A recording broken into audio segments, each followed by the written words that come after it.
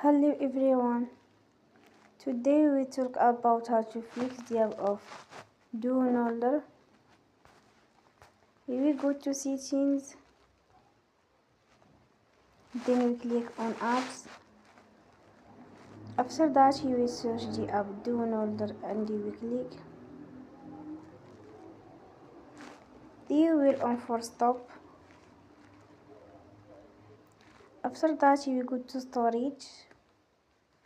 Then we click on clear cache.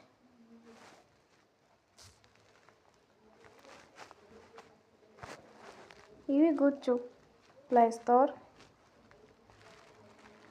and you will update your app. Don't forget to support us by like and subscribe. See you next time and thank you for watching.